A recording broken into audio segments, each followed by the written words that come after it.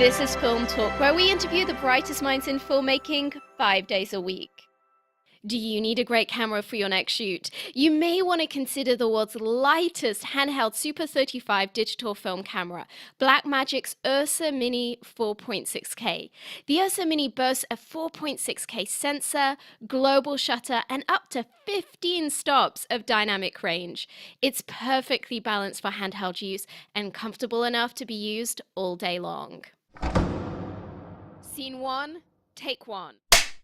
Film Talk Nation, we are greenlit for yet another great show. Vanessa Frank here, and I'm excited to bring you our featured guest today, Gareth Unwin. Gareth, are you ready for your close-up? Absolutely, Vanessa. Gareth Unwin is the Oscar and BAFTA award-winning CEO of Bedlam Film Productions. He's the producer of the record-breaking, critically acclaimed film, The King's Speech, which premiered at the Toronto International Film Festival, where it took home the celebrated Audience Award, following which it won 7 BAFTAs and 4 Oscars, including Best Film, which was presented to Gareth by Steven Spielberg. The film would eventually win in excess of 80 internationally recognized film awards and gross over $450 million worldwide in theatrical receipts alone, making it the highest grossing British independent film of all time.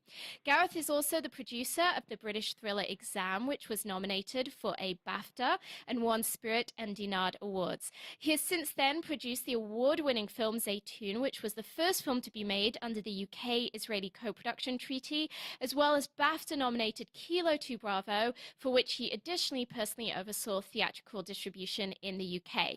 Gareth frequently collaborates with Cinemagic, a charity that encourages and inspires young people desiring to work within the film industry, and he is an honorary fellow of Ravensbourne College of Design and Communication, where he frequently lectures. Gareth, it is an honor to have you on the show today.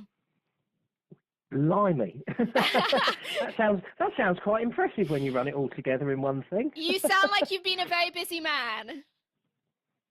Sorry, what was that, Vanessa? You sound like you've been a very busy guy.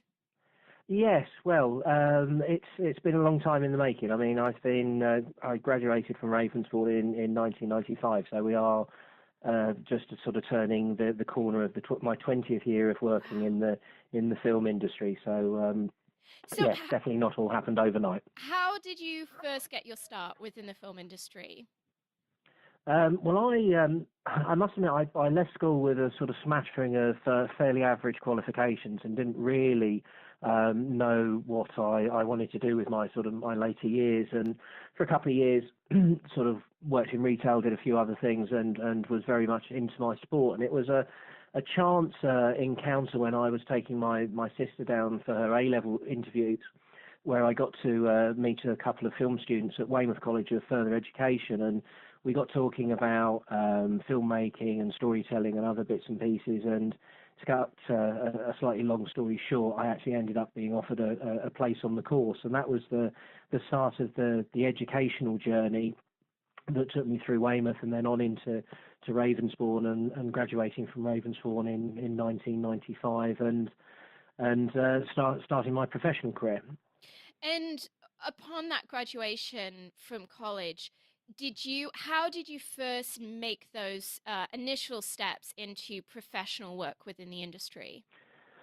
Well, we were quite fortunate at Ravensbourne in as much as it was one of the preeminent sort of film and TV establishments in the UK. At the time, there was probably sort of 4 or 5 schools that were highly regarded by the industry itself. So on exit, it was, I wouldn't say easy, but there was a sort of good name that you were carrying forward from where you'd done your degree, and that meant that there were opportunities to go and do work experience and shadow people and spend time working on other productions where you weren't necessarily employed, but you were, seeing how things were done.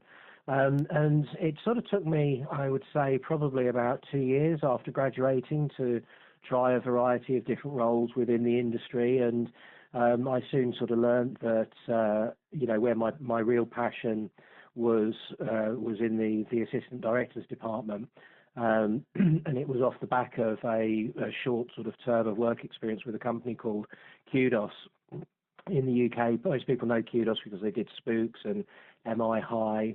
And I had a chance to be a floor runner on a comedy drama that they were producing for ITV, and that introduced me to a first assistant director called David Mack. And David and I got on incredibly well. He liked how I carried myself on set and how I was with both cast and crew alike. And David was kind enough to invite me to join his team of ADs as a third AD. And I stuck with David for, I think it was probably about 2 or 3 years, where we worked on a number of different shows. And it was actually on one of the shows that David had brought me on to that gave me my firsting break, to actually first AD a network drama at then the quite tender age of 25 was really something else. And the world of the assistant directors really appealed to me. It seemed to have a connection with all of the departments. You were the sort of the glue that kept the unit together, and there was smatterings of needing to be a bit of an agony aunt at times and a bit of a stand-up comedian, and just ultimately very professional in what you did and how you comported yourself. But I felt that it was a department that gave me opportunity to have line of sight to what everyone else was doing. And I still, 20 years on, feel that a big part of how I produce is based on those early lessons that I learned as a junior AD. So, fast forwarding on a few years, you have this independent British movie called The King's Speech, which has just had its debut at the Toronto Film Festival. It's done incredibly well at Toronto, so you kind of know that maybe this movie has got some serious legs. What did that moment feel like when you first got the confirmation that it's been Oscar nominated? Well, it's interesting because everyone sort of expects there to be this epiphany moment where suddenly there was this realization that it was going to do great business and garner a lot of notices, a great critical response. The truth of it is that the confidence was always there that it was something special, even as a stage play that Simon, my business partner, and I optioned in 2003, and then it was almost like a snowball that just built and built. And as we went through each of the stages of development, financing, bringing in Cecil Films and Ian and Emil, who were just a massive part of that film, that every sort of turn of the snowball meant that it grew and grew in mass. And at the time, you don't think of awards and other things when you're in the trenches and you're arguing with electricians about their overtime and are we going to get rained off the next day. You're dealing with the smaller mechanics of getting the film made.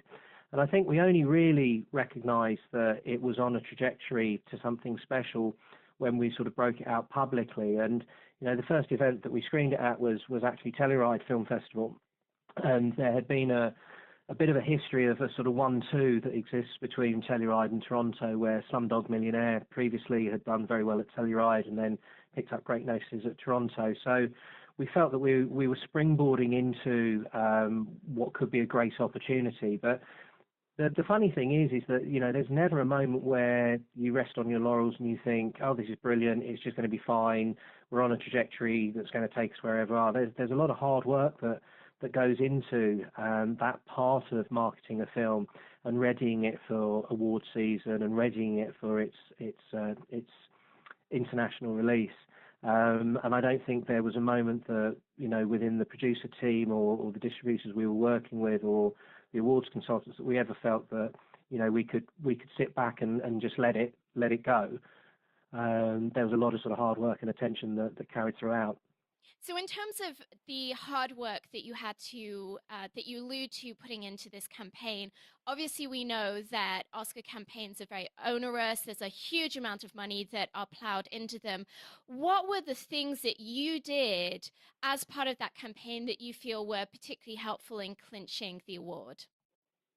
Well, I think that a big part of it is making yourself and the cast and the film team available. And that can be available for a number of large audiences in terms of screenings with Q&As, or smaller occasions where it might be an intimate dinner or an intimate lunch that's put on. I think it's more the fact of just being very visible publicly. and because of the sort of heavily congested nature of the awards season, that does mean pretty much being on call for probably 2 or 3 months. We as producers saw nowhere near the amount of sort of campaigning that was done by the actors and by the director and the key creatives. But there is, I likened it both at the time and since, to almost running for political office. It's that same sense of just trying to make sure everyone's aware of your work, that, questions that they might have had are answered, and that, there's a sort of collegiate feeling that, the team's together and all pulling in the same direction, and hoping that the world at large, or the voting membership at least, will recognise the efforts that were made to get that film as good as it may have been. And for those of us, the many of us who've not personally been through this process, can you talk us through logistically how such a campaign works? Do you have a consultant, a coordinator, a team of coordinators working on this on a day-to-day basis? How does such a campaign be run? Well, there are a variety of aspects, and obviously, we had the benefit of having the campaign coordinated and managed by the Arch Awards don of all time. What Harvey doesn't know about running an awards campaign is probably not able to be written on the back of a postage stamp. But it tends to be led from the US distributor. That's historically where things emanate from in terms of the Oscars and the PGA Awards and some of the other Guild Awards. In the UK, it's a sort of bit more of a co-share between the producers and the distributor. Normally there is a team that's around all of you, which will include sort of awards consultants, the distributors, your PR strategists, and most of them are just trying to guide you in the right direction. For many people, apart from, the likes of Harvey, this is often maybe only the first or second time that you'll go through this process. And there are pitfalls, there are things that you can get tripped up by. And so it's more the confidence that is built by having people that are, practice professionals at this part of the industry. The year that you were nominated and that you won was, in my opinion, an incredibly strong year for filmmaking. There were some brilliant movies that were nominated for Best Picture, including Black Swan and Inception and The Social Network. That moment when it's announced that you have won Best Picture, and not only have you won Best Picture, but Steven Spielberg, undeniably one of the most iconic filmmakers of all time, is going to be handing you that award. What does it feel like? I wish I could remember. I've since had opportunity to sort of reflect on YouTube, and the truth of it is, a lot of people still don't believe that you don't know until that name is called, and it's very much the case that until you hear those words spoken, you always think something's, you can't believe it, something's going to trip this up, you're going to be snapped out of your rapture or your reverie, and it's all, in a very cliche film way, you're going to wake up and it was all a dream. But the truth of it is that there is an excruciatingly tense moment before it's called. Thankfully it went our way, and there's a moment where you try and let it sink in, and then it's about gathering your thoughts. You know that chances are one or many of you are going to have opportunity to speak, and you sort of quickly try and reconcile all the people that you need to thank, whether they be professional thanks or whether they be sort of personal, family or friendship thank yous. And it's pretty incredible. I've sort of watched it back on YouTube, and I think I draw a breath just before the winners announced, and I don't think I breathe again. I just go through varying shades of sort of slightly bloated purple until I get a chance to say a few words at the end. And that it's interesting because that finite moment when that happens, you imagine that's the big moment. The truth of it is, it's the 7 or 8 hours that follows that is the really magical time. Because it's truly amazing. You're rushed into press. There's all of the pictures that are taken. I ended up having probably about 40, 45 minutes backstage with Stephen to talk to him about life, the world, and everything. We actually ended up talking about his daughter's high school grades, I think, most of the time. But but you have these access points, and you're wheeled out in front of a bunch of journalists. You do three rooms. The first room is the sort of the news crews and the ENG crews, and the second one you go into is radio, and then the last one is print. And the print journalists, that's a room of probably about 1,000 journalists that are all firing questions at you left and right. And then from there are a sort of sequence of events that you're sort of you're showed around. There's the Governor's Ball, and then from there, as you know, sort of Tinseltown puts on a really, really big night, and there's a number of sort of glitzy parties to go and show your face at, and it's amazing. The moment that it happens is it's phenomenal, but it's more the fact that then the rest of the night that plays out is really quite otherworldly at times.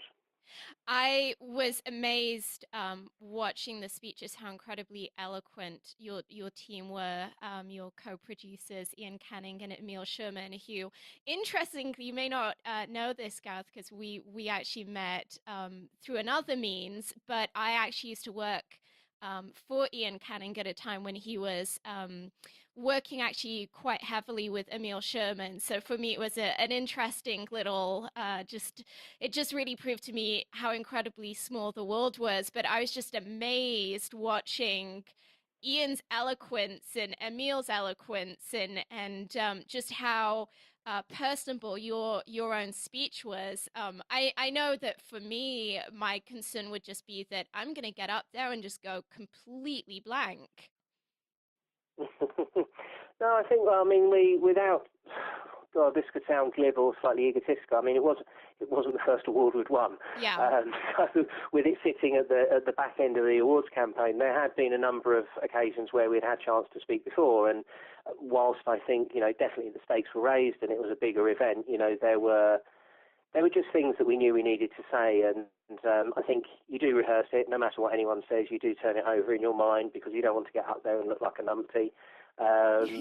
But it's a very finite moment. So I really love, there was a moment in your speech where you said, this is a boyhood dream come true. And I thought that was the most amazing summation of what one would imagine that moment feels like. I mean, I think that for any filmmaker in their mind, that moment when you win Best Picture, who better to hand you that Oscar than Steven Spielberg? It feels like about as iconic of a moment as one could possibly envisage. it was. There's nothing further to say. Yeah, my vocabulary, my English feels like can do no more than just say it was. Yeah. It was. It was incredible, but sort of then subsequently followed up by many other incredible moments at that night. I mean, I remember sort of looking out at the stage, and people always say, oh, you can only see the first front row, but I remember seeing my wife, who was stood on her chair at the back of the auditorium, wolf whistling at her, and thinking, God, yeah. And then one of the first parties we went to, Harvey had been very kind, and a number of friends and family that had travelled with us to the event that couldn't get into the actual awards itself, he had invited up to the Chateau Marmont. The first person I saw when we walked into the Chateau Marmont was my dad. Oh. And that was a real sort of heart in the throat. Well, I mean, I think we looked at each other for about a minute and didn't know quite what to say. So the whole evening was peppered with those amazing sort of moments. So I mean, that's the fun part of it, is that it's not just those 30 seconds on the stage when it happens. It's what happens later that night, and then through our remainder of the time in LA. We got invited by the head of Universal to come and bring everyone up to Universal Studios and do a tour, and then when we all checked in to get the plane home, the air crew knew who we were, and we got invited up to the sort of first class cabin and drinks and stuff. And it was just, these amazing sort of events just keep on coming. So, yeah, no, thankfully it's not just about that solitary 30 seconds on stage where you worry about whether you should have tried to have lost a few more pounds before the night. Well, so you had a real dominant night that night at the Oscars. You won 4 Oscars for Best Picture, Best Director, Best Actor, and Best Original Screenplay. Arguably some of the most important and critical categories to win in. What does it feel like following that? Does it feel kind of overwhelming when you're looking out at doing your next project of kind of going, wow, have I peaked? How do I top this? How do we move forward? Or does it just really just feel like some momentum under your wings? Well, it's interesting. I mean, another journalist once asked me, did I feel that it was the keys to the kingdom or a golden curse? And the truth of it is that it's a little bit of both. I think to have experienced that so early in our careers. I mean, bear in mind, that was the first film that Ian produced. He had exec produced, but that was the first film that he produced. It was, the second film that I'd produced. So Yeah. to get those accolades so early in our career, I think casts a really interesting sort of golden shadow over what we then go and do. I think it would be very different for a filmmaker who maybe was on their 10th, 15th, 20th film and then got that accolade. I think it would be a sort of different set of parameters. But for me, it's a vindication that Simon and my taste was right when we saw that stage play and we realised that there was something very special in it. And that through all of the hardships and the difficulties in getting the film made, that ultimately that decision was vindicated. And that's the net benefit going forward into, what's been the subsequent 5 years and on from there, is that, to have a really credible hit that's on your CV that you can point back to and say, I trusted my gut then, and I feel the same way about this script, although it might be very, very different, and the construct and the structuring of the film and the characters and where it's being placed. But I get that same buzz from the film I'm doing now as I did then. Is really, reassuring to the industry, to the distributors you're working with, your sales agents, when you're pitching to talent agents, etc. So I definitely don't see it as a sort of golden curse. I think it does remind me of how good things can be, but it's definitely not something that I feel that I'm daunted by, or I'm a nervous Nelly about. Will my next film be as big as that? Because every film is utterly unique. In how it comes together, the people that you're working with, the nature of the material, the story that you're telling. Every single film, irrespective of budget level, is just this little gem that needs to be cared for and nurtured. And sometimes, the best life for that gem will be boom, massive successes such as The King's Speech, or something like Kilo 2 Bravo, which is released in the States and which tells the story of some amazing British soldiers, and has been a cathartic process for them to go through with us as filmmakers to understand what happened on that day. And who's to say what's more important? 2 or 3 guys getting a sense of their life back, as opposed to a big commercial juggernaut. And I'm not saying one's right and one's wrong. I'm just saying that each one is different, and every film is very, very different. And whilst there's a lot of cross-pollination and sort of associated knowledge that you get across your slate of films, ultimately each one is a precious gem and needs to be treated like that. I absolutely agree with you, and I think that that's a philosophy that alleviates a lot of just false pressure and false stress. So I definitely am in full agreement with you. Well, Gareth, you've evidently had a tremendous amount of commercial and critical success. But conversely, what is the biggest challenge that you've encountered so far in your career, and how did you turn that situation around? The biggest challenge, I think it's ongoing, and the biggest challenge is that we work in a world where we try and create something that we believe in, and that we believe that there are a number of people, whether it be a small niche boutique audience or whether it be a very wide, broad commercial audience, that will buy into our execution of a story. And, instead of going to the theatre or going out for a meal or doing something else, will choose to go into a cinema or a theatre and spend 2 hours in darkness, more often than not silence in terms of the people that you're with, and will, listen and watch what we've created. And that is a real challenge, to try and put something into, the theatres. And, exploitation has changed massively over the last 10 years. So, maybe not just theatres, but the digital landscape and the other forms of getting filmed content out into the world. But the biggest challenge is to get an audience member to trust and believe in what you've put forward as a great story.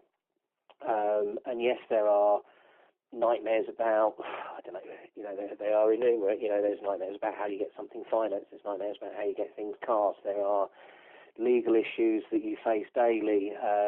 Dwindling cinema audiences, is another big facet. Piracy is a huge issue in our industry.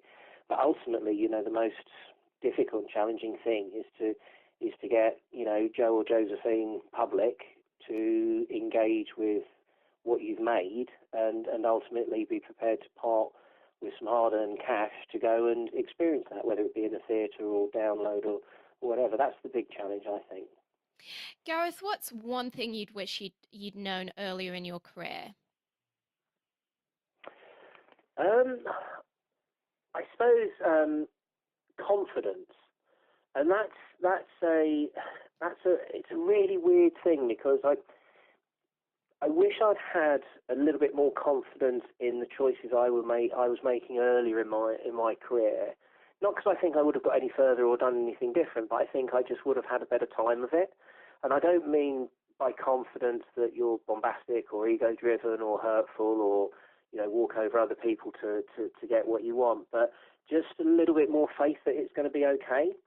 I think everyone that works in the film industry, or potentially even just in the wider creative industries, has incredible moments of self-doubt, and things don't always go easily, and often things will cause issue and get in the way.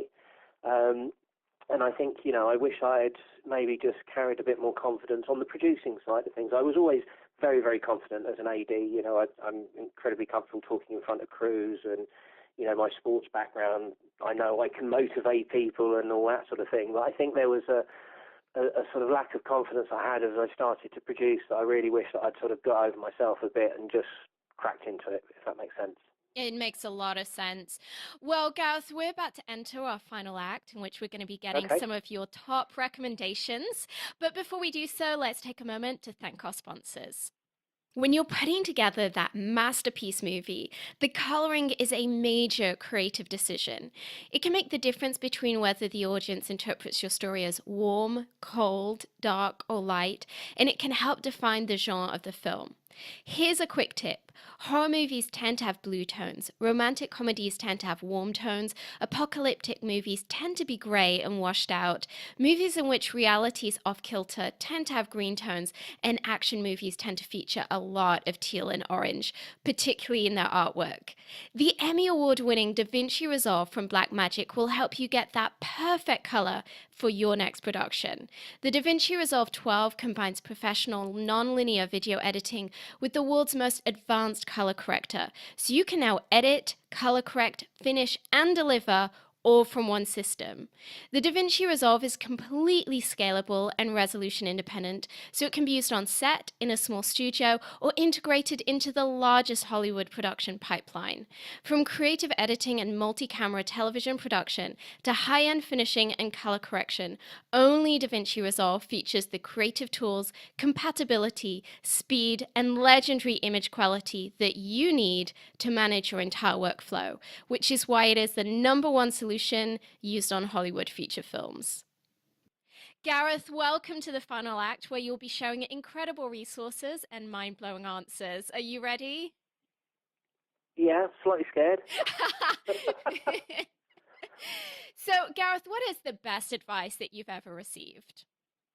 The best advice I ever received was actually when I was working as an AD, and things were going absolute reels of cotton. Things were not good. It was a bad day at the office, and things things were late, people hadn't turned up, the weather was closing in, losing the light, DP was having a shit fit, this, that, and the other. And I remember there was a production executive who was working for the production company I was working for, and he just said, you know, as a filmmaker and definitely as an AD, you have to be like Han Solo at the controls of the Millennium Falcon when you've dropped out of hyperdrive and you're just in an asteroid field.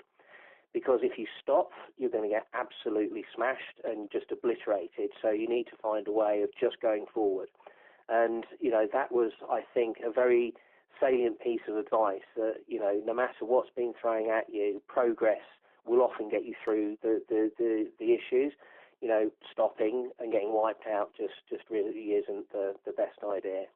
I think we've definitely, most of us who have been on set have at some point or the other had that experience of feeling like we're in an asteroid field, and that the only way through it is forward. So I thank you for just such a visual metaphor, and one that is particularly apt right now with the most recent Star Wars obviously having come out. So, Gareth, if you had just one movie to stake your entire career on, what kind of movie would it be and what talent would you want attached? And I'm presuming I'm not allowed to say The King's Speech. No, no, no. One that you haven't made already. Okay.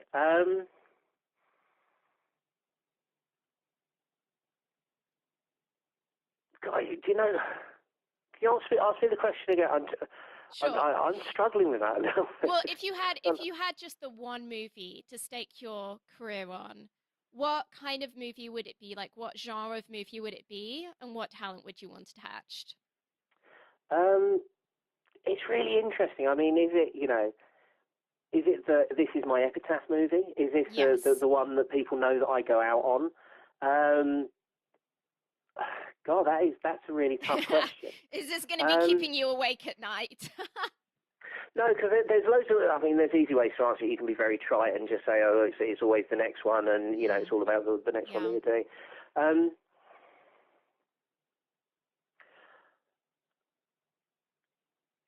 I think in terms of, you know, if I was to try and describe the composite movie that I always would want to be remembered for, I think, you know, throughout my canon of work as a producer, there is a theme. And ahead of the interview, I was thinking on this and sort of saying to myself, you know, if your films define you, and that is the legacy that you're leaving for the world, you know, what do you hope that people take from that? And I think in every single one of my films to date, and very much high chances that this is something that will always continue, is that in each of my films there's a sense of hope.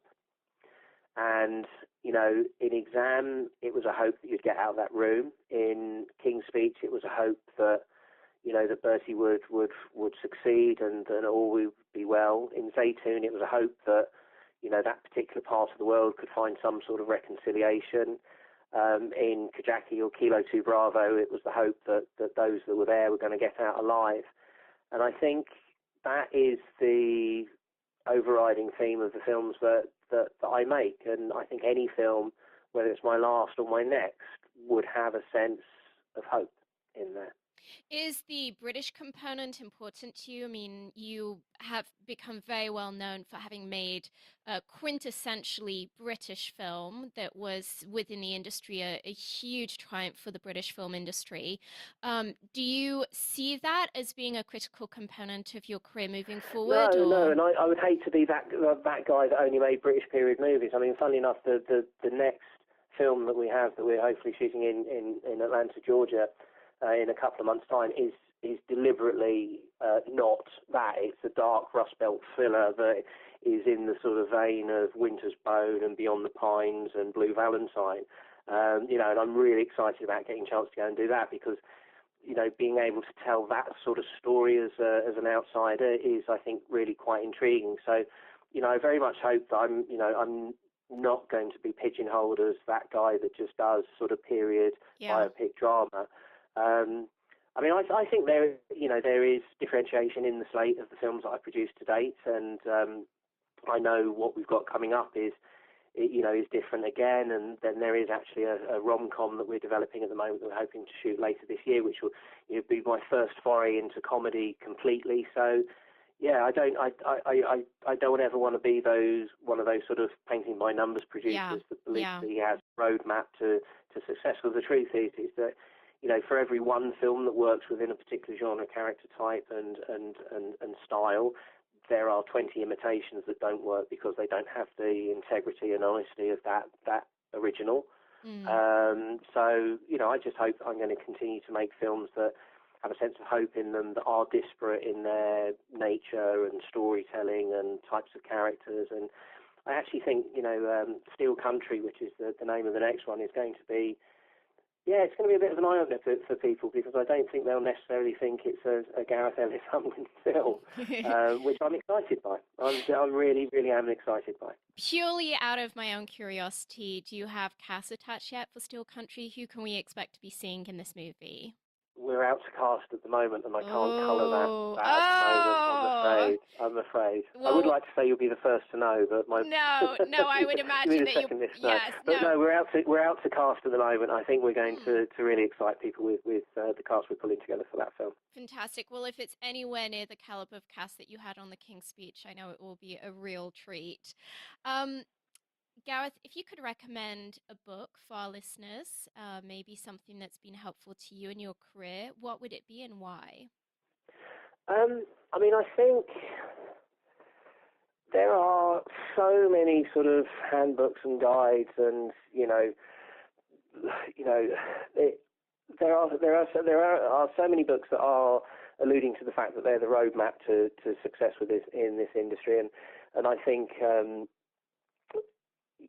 I always treat them slightly with a pinch of salt, really. But The Kid Stays in the Picture, I think, is a great a great take on Hollywood at that time, particularly as I grew up with watching the content that was being created at that time. And then there was the follow up to that, which was you're going to catch me out here, aren't you? What was it? Raging Bulls. Yeah, no, the kid stays in the picture is good enough for now. Fantastic recommendation. Well, Film Talk Nation, I know that you love audio. To thank you for joining us today, we've partnered with our friends over at Audible to offer you a free audio book. Great titles available include Story by Robert McKee, Save the Cat Strikes Back by Blake Snyder, Why Not Me by Mindy Kaling, and Your Year of Yes by Shonda Rhimes. If you haven't already done so, you can claim your free audio book at audibletrial.com/film talk. That's audibletrial.com/film talk. And this link will also be included in today's show notes. Gareth, if you could recommend a movie for our listeners, what would it be and why? If I could recommend a movie, I would say there's a brilliant French film called Jean de Florette, and it was. Oh, I love Jean de Florette. It's like one of my favorite movies ever. It's amazing. It's true cinema. It is absolutely true cinema, and it was the film that sort of engaged me in being able to tell stories that weren't as as commercial as the films I would go and watch in a multiplex at the weekend. That is still one of my favourite films, and whenever I hear the opening bars to score, I sort of well up. It's undeniably, I think, one of the most iconic film scores that I can personally think of. And for audience who may not be familiar with it, Jean Florette is the adaptation of a brilliant French classic book, and it has a sequel called Manon des Sources, which is just equally very romantic, very, very poignant. And those two movies together are absolutely worth watching. They are in the French language, but, obviously subtitles are available. And for those who are willing to look at foreign content, it's certainly one of the best. I personally believe one of the best movies to have come out of France in the last 30 years. Gareth, is there maybe a website or an app that you use frequently in your job that you could recommend to our audience? I do use IMDb Pro heavily. I think that's become the go-to sort of movie database in terms of tracking who's where and finding who's represented by whom and what's going on in the industry. Aside from that, I think, in terms of regular news, Deadline is probably one of the best web portals that I use in terms of keeping track with what's going on. Is that very important to you as a producer, just keeping tabs of everything that's going on in the industry, or We try and keep an overview. I yeah? mean, there is obviously the personal or professional reasons that you want to make sure that you know what's going on out there, but so often we are an industry that talks amongst itself, and to not keep current with some of the bigger stories that are developing, I think is not a good idea. Yeah, I absolutely agree with you. Well, Gareth, it's time for the martini shot. What parting piece of guidance do you want to share with us? I think this again points back to that confidence thing, and those that know me will probably be scratching their heads and thinking, lacking in confidence, what, Unwin? But the truth of it is that it's an industry that's full of amazing opportunity, and it is tough. But you should have courage in your convictions that, with persistence and diligence and an aptitude to be able to apply yourself within this industry, that this isn't otherworldly, and not only for other people. I remember sort of going into a careers meeting at my school prior to leaving, and I'd always sort of had aspirations of film or TV, and in fact Pinewood Studios was very near me, and I'd had a Saturday job there for a little while. That's And the crazy. career, I'm just going to interject at this point. I had like a weekend job at Pinewood Studios too. So oh, how funny. we're part of like the Pinewood alumni, clearly. Exactly. Well, it was one of those things that, I'd apply myself, and I'd go and do school holidays and other bits and pieces there, and it came to the day when I sat down in front of the careers advisor, and we had to talk about what life was going to be for me beyond education, and basically she told me to ready myself to go and have a fairly sort of low-level blue-collar job on the nearby industrial estate. And I think we shouldn't believe that these jobs and opportunities are only for a class above us or out of our reach, because that isn't the case. It's an industry that's hungry for new voices, and those voices come from a variety of backgrounds and education and life. I think my parting shot is that it is within reach, but that reach has to be supported by hard work, diligence, and persistence, really. Gareth, those are inspirational and powerful parting words. Well, that's a wrap, Film Talk Nation. In this industry, you're only as good as the people you know. And today you've been hanging out with Gareth Unwin and myself. If you want to go the extra mile, head over to filmtalkpodcast.com and type Gareth Unwin into the search bar. The show notes from today's show will appear along with everything we discussed, like Gareth's recommended book and movie. Gareth, we appreciate you sharing your priceless insight with us today. Film Talk Nation thanks you, and we'll see you on the red carpet. Very good. Thank you for your time, Vanessa. It was very enjoyable.